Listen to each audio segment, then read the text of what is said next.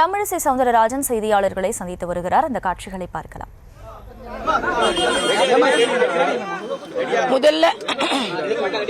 முதல்ல என் மனதின் அடியாழத்தில் இருந்து மரியாதைக்குரிய பாரத பிரதமர் அவர்கள்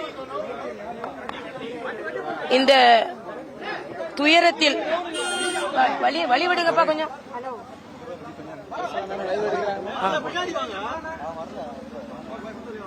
என் தந்தை ஒரு தேசியவாதி இறந்த துக்கத்தில் இந்த நாட்டை ஆண்டு கொண்டிருக்கின்ற பிரதமர் அவர்கள் உடனே வருத்தம் தெரிவித்து அதை பதிவு செய்தது எனக்கு மனதின் அடியாளத்தில் இருந்து மிகப்பெரிய நன்றியை நான் தெரிவித்துக் கொள்கிறேன். அதே மாதிரி மரியாதைக்குரிய நமது உள்துறை அமைச்சர் மாண்புமிகு அமித்ஷா அவர்கள் இந்த செய்தியை கேட்டவுடனே என்னை தொலைபேசியில் தொடர்பு கொண்டு தனது வருத்தத்தை தெரிவித்ததோடு மட்டுமல்லாமல் பாரதிய ஜனதா கட்சி உங்களோடு துணை நிற்கிறது என்ற வார்த்தையும் சொன்னார்கள்.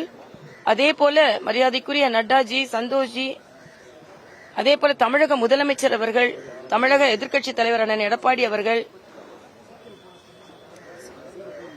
அண்ணன் OPS அவர்கள், அண்ணன் தினகரன் அவர்கள், அண்ணன் திருமாவளவன் அவர்கள், அண்ணன் செல்வப்பெருந்தகை அவர்கள், இன்னும் அவ்வளவு பேரும் வந்தார்கள். எல்லார் பெயரையும் சொன்னால் அனைத்து பேரையும் சொன்னதாக எண்ணிக்கொண்டு அனைவருக்கும் எனது நன்றியை நான் தெரிவித்துக் கொள்கிறேன்.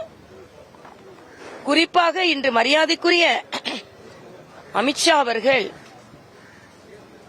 என் இல்லத்திற்கு வந்தது, என் தந்தை இருந்திருந்தால் எப்பொழுதுமே ஒரு தேசியவாதி, நமது நாட்டின் உள்துறை அமைச்சரே இல்லத்திற்கு வந்திருக்கிறார் என்று நினைக்கும் போது விண்ணில் இருந்து அவர் எவ்வளவு மகிழ்ந்திருப்பார் என்பதை என்னால் எண்ணியே பார்க்க முடியவில்லை.